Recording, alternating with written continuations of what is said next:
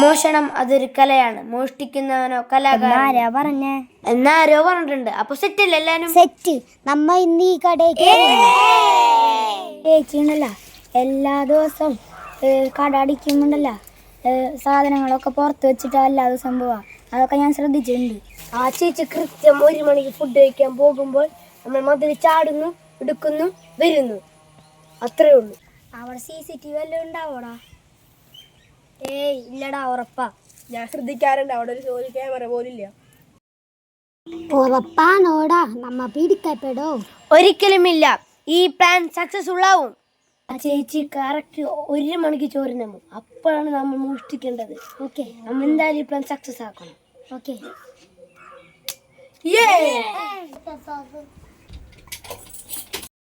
ഇതേടാ പൂട്ടണടാ. ദിപ്പ പോട്ട അപ്പറങ്ങ. ഇതേടാ പോയി ചാടിക്കോ, ചാടി ഓടിക്കോ, പെട്ടെന്ന് എല്ലാരും പറക്കിക്കോ.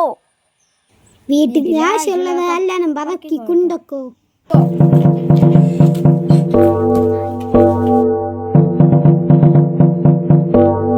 എടാ പെട്ടെന്ന് വല്ലതും എടുക്കടാ.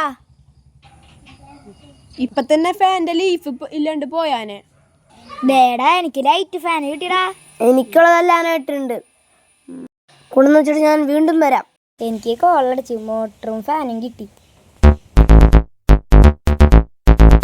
എടാ നീ എന്തിനാ ഈ ചുള്ളിക്കമ്പൊക്കെ പറക്കി കൊണ്ടുപോണേ? ഓടാ, ഇത് കോപ്പറാ, നല്ല വിലയാണ് ഇതിന്. വീഡിയോ